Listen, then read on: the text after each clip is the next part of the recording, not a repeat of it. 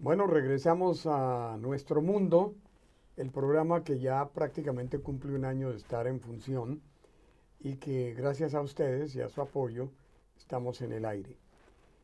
Eh, este año cubrimos la Asamblea General número 70 de Naciones Unidas y valga la pena, ustedes se preguntarán por qué le estamos dando una cobertura larga en el programa a la Asamblea número 70 de Naciones Unidas. Principalmente porque la presencia del Sumo Pontífice fue uno de los artífices principales de esta Asamblea General. Por el hecho de que el Pontífice no solamente vino a hablar de paz, relacionada con hechos que ocurren en el mundo entero, y segundo, para abogar por el cambio climático, la responsabilidad que nos asume como ciudadanos del mundo para cuidar de este planeta y evitar que sucumba más adelante, porque según los grandes expertos, los grandes científicos, nosotros estamos enfrentándonos a que ese cambio climático haga cambios drásticos en la geografía del mundo. Por ejemplo, los mares en distintas partes del planeta se considera que debido al cambio climático que continúa velozmente, podrían tapar la península de la Florida, podrían acabar también con el estado de Luisiana, podrían sucumbir montañas de Utah, de otros estados de la Unión Americana, así como en la América Latina sería uno de los más afectados, y lo vemos en el momento con el fenómeno del Niño que azota Colombia con una sequía drástica. Ahora bien, intervinieron presidentes de distintas partes del mundo, pero los que más prestaron importancia a la opinión pública y a los medios de comunicación que hicimos presencia allí fue el presidente Barack Obama, el presidente Vladimir Putin, el presidente de China, que valga la pena decir, tuve una anécdota bastante jocosa, que en un momento que este servidor bajaba las escaleras internas de Naciones Unidas para desplazarme a uno de los corredores, el presidente de China venía en dirección contraria, pues por la pared no podíamos vernos y tú te acuerdas, chocamos de frente con el presidente chino, también en uno de los sanitarios de Naciones Unidas pude ver al presidente de Bolivia también utilizando el cuarto de baño. Ahí tenemos ahí tenemos al secretario general, lo vemos en pantalla, al señor Ban Ki-moon, que entre otras cosas se ha ganado el aplauso y los méritos de Estados Unidos y otros países que aún lo avalan para continuar inclusive un periodo más como secretario general, la máxima autoridad de Naciones Unidas. En esta oportunidad, sí, tú hiciste parte del equipo de prensa en Naciones Unidas.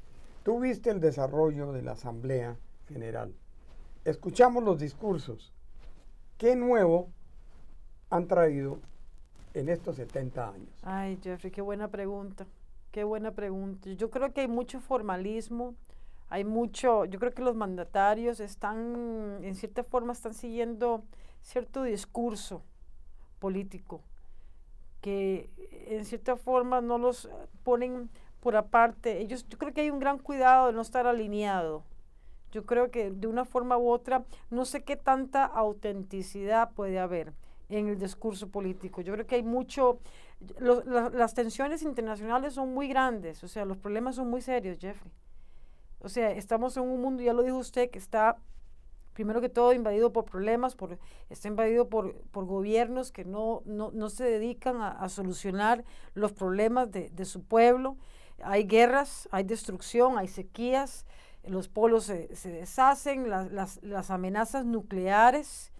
El problema de Corea del Norte, por ejemplo, que es un problema tan serio. La gente en Corea del Sur, o sea, ver cómo la gente emigra, la famosa la huelga del hambre, los niños que no tienen qué comer, madres que no tienen qué comer, o sea, son tantos los problemas, Jeffrey, que no se termina. Es un tópico muy importante y que ojalá se hubiese traído al seno de las Naciones Unidas para pedir el consenso mundial y poder ayudar a niños que los vemos día a día muriendo en los canales de televisión, muriendo de hambre, prácticamente sus huesos forrados en la piel. Y, por ejemplo, las condiciones infrahumanas, por ejemplo, de un caso específico, el asunto de los diamantes, el problema del Congo, de cómo los niños y las familias no tienen recursos económicos y por el hambre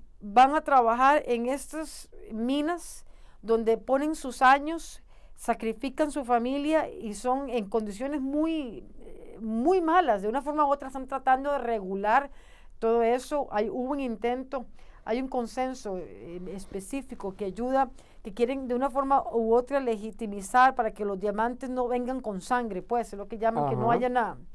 Pero todo eso todavía es debatible, está en cuestionamiento porque hay muchos intereses de por medio, ¿verdad? Pero todo, por ejemplo, todas las condiciones infrahumanas de la gente que trabaja en las minas, la gente que trabaja en las minas de Chile, por ejemplo, las cosas que suceden en donde los gobiernos sencillamente se lavan las manos, la gente inocente que muere, gente que quiere pagar, sostener una familia. Es que nadie quiere llegar a la Casa Blanca. No todo el mundo quiere ser presidente de los Estados Unidos. No todo el mundo está interesado en ser presidente de Colombia o presidente de Costa Rica o llegar a la Asamblea Legislativa de mi país o llegar al Congreso. La gente tiene intereses, problemas serios.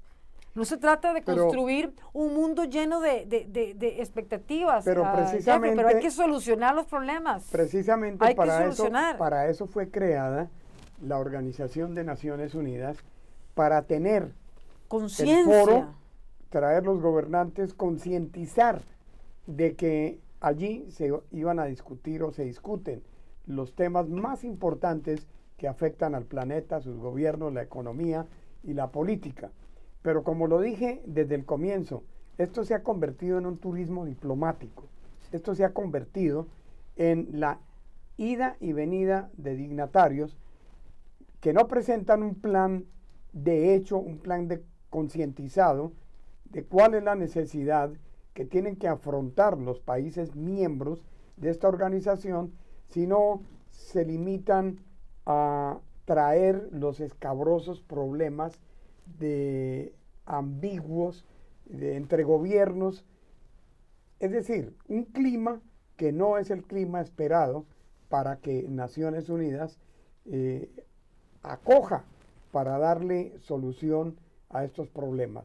Salud, hambre, desnutrición, falta de vivienda, etcétera, etcétera, amenazas nucleares, gobiernos que no se interesan por sus pueblos, gobernantes que se enriquecen a costa de la gente. Usted lo está diciendo, mire lo que acaba de suceder en Guatemala. Es terrible, es terrible. El presidente de Guatemala le tocó renunciar y pasó a la cárcel al otro día. Ya la vicepresidenta está en prisión. Mire lo que viene ahora para México. Sí, bueno, la guerra es narcotráfico, son narcoestados, estamos hablando de narcoestados. ¿Cómo se combate el narcotráfico? ¿Cómo se financian las campañas políticas? Primero hay Eso es otro tema. O sea, hay que entrar a educar los pueblos muchísimo para hacerles entender que el uso de los barbitúricos, el uso de las drogas es el peor de los daños a la humanidad. Y aquellos que venden drogas en las escuelas, las distribuyen en distintas partes, deberían de ser ejecutados. Yo soy una persona muy abierta de mente en cuanto a la aplicación de penas y medidas para quienes delinquen, pero este tipo de delincuencia que se aprovecha de los menores para introducirlos en el mundo de las drogas. Mire, ahí vemos esta imagen de apoyo, el seno completo de Naciones Unidas, con el presidente, los jefes de Estado, escuchando al presidente de Rusia, Vladimir Putin, presentando una situación que no tiene nada que ver con los problemas que está afectando el mundo.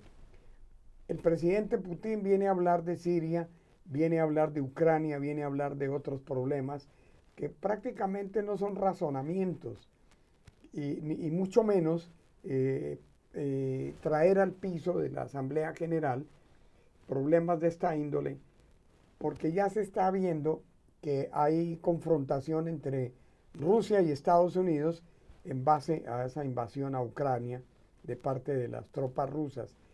Vimos también, Y la forma que han habido inclusive fotos, imágenes durante toda esta situación de Ucrania, como un avión llegó se ven las partes de los aviones, inclusive hay tomas donde quedó en un lugar para niños. Mire, o sea, es una cosa este avión que fue derribado por los kurdos, creo que es esta guerrilla de Ucrania, que derribó un avión de pasajeros con 260 ocupantes, simple y llanamente porque esta nave surcó los aires de Ucrania. ¿Pero quién penaliza eso? Estos son delitos de lesa humanidad. A la humanidad. Pero bueno, digo, ¿cuánto tiempo llegó en que, o sea, repito, es que los delitos y los crímenes, Jeffrey, las injusticias, las barbaridades, la gente inocente que muere, ¿cómo es posible que sea tan difícil mantener un país, un gobierno, un planeta en paz? ¿Cómo es posible que nosotros estemos en el 2015 y hemos pasado por todas las eras, desde la edad de la antigüedad, pasamos por la edad medieval, por la revolución industrial, por todo el renacimiento, por el descubrimiento de América, el saqueo, la invasión, porque todo el mundo habla del holocausto y todavía se habla del holocausto, esa gran tragedia que ocupó la humanidad durante la Segunda Guerra Mundial. Pero ¿qué pasó con la gente, por ejemplo, la cantidad de indígenas que fueron masacrados, asesinados para financiar la revolución industrial? Eduardo Galeano lo plantea muy bien en su libro Las venas abiertas de América Latina. Ahí está lo que él dice, cómo Europa realmente financió su revolución industrial, gente como Alemania, gente como Francia, como Inglaterra, España, y con todo el amor que yo le tengo a España, por Dios, con todo lo que yo admiro a la historia española, pero ver las atrocidades que se han hecho por el afán de poder, el imperio, la plata, el saqueo de todo el oro, la plata, todo lo que se vivió en Latinoamérica. Ese, por ejemplo, ese holocausto, o sea, yo siempre escucho, porque yo estoy, por ejemplo, que hay una obsesión por el tema de lo que sucedió en la Segunda Guerra Mundial, de ver, la vez pasada estaba viendo un documental ahí en Showtime de una señora, que ahora ya es una mujer mayor, de cómo ella pasó el campo de concentración en Auschwitz y cómo perdió a su familia y perdió amigos y cómo ella, o sea, ella habla de todas las cosas, de cómo, por ejemplo, el dinero lo usaban como toilet paper, o sea, a cómo todos a mundo lo tatuaban, porque el momento en que a uno lo tatuaban es cuando ahí tenían la nueva identidad. O sea, las cosas, las atrocidades que se vivieron. ¿Y qué dicen las atrocidades que se vivieron durante la época del descubrimiento, Jeffrey? ¿Quién habla de eso? Pero fíjate que para eso, no hay un balance, para ¿verdad? eso fueron creados estos organismos internacionales. Pero valga la pena decirlo, mire, las Naciones Unidas ha hecho caso omiso con el problema de Venezuela, violación de los derechos humanos, encarcelamiento de los opositores. Mire el caso que ocurre en Corea del Norte. El totalitarismo, el autoritarismo del gobierno de Kim, la violación de los derechos humanos. La violación de derechos humanos. Vamos a China, ¿qué es lo que está pasando? Aunque hay un poco más de apertura hacia una democracia que yo diría no llega ni a un 10%, pero al menos está haciendo una apertura, y esto gracias a Hong Kong, que pasó a ser parte de la China, y al mismo tiempo los habitantes de Hong Kong no están permitiendo de alguna manera ese tipo de totalitarismo. Pero ¿qué es lo que hacen las naciones que año a año se reúnen en Nueva York para tratar los problemas mundiales? ¿Se le da solución? No se le da. Yo te decía, hay el Consejo de Seguridad, es el que yo le veo, que se reúne muy poco, pero que no sienta pólizas que haga sentir o sanciones. La autoridad de Naciones Unidas en cuanto a la situación que vive Venezuela en este momento. Hablemoslo por excelencia. Es un país autoritario, totalitarista, es una asamblea constituyente manipulada por Maduro, es un gobierno que prácticamente se salió de la democracia para entrar en una dictadura que la disfraza. Nos quedan 18 segundos. ¿Qué le pareció la visita del Papa a Cuba? Yo le quería preguntar, cuando lo veí con Fidel, qué maravilla, ¿verdad? Excelente. Miras, a mí cómo me gustó ver sentado ahí el Papa, Jeffrey, con Fidel Castro. O sea, hay que dejar el pasado y empezar a movernos, a solucionar y a vivir la democracia, vivir en diálogo. Eso está bien, vivir en diálogo. Pero lo que pasa es que el bloqueo no se debe levantar hasta tanto el gobierno cubano no haga cambios drásticos en cuanto a la libertad y los derechos civiles y humanos que aqueja a los cubanos que están allá dentro de su territorio. Creo que nos vamos ya del aire. Vamos a dar las gracias a todos nuestros televidentes, Sisi, porque nos acompañan, nos apoyan. Y agradecer a la ONU, agradecer a todo el equipo de prensa, la gente que nos ayudó, que cuando fui a hacer la fila, cuando me atendieron, o sea, our sincere agradecimientos. Sí. We are very grateful with the people from the United Nations for the kindness and the hospitality and everything given to us. Ok, amigos, nos vamos y los esperamos la próxima semana a la misma hora aquí en este mismo canal. Por su atención, muchas gracias. Les decimos mi compañera Sisi Gamach y este servidor Jeffrey del Romero de la Asociación Nacional de Periodistas Estadounidenses. Por su atención, muchísimas gracias. Buen viento y buena mar. Eso, bueno viento y buena mar. Eso no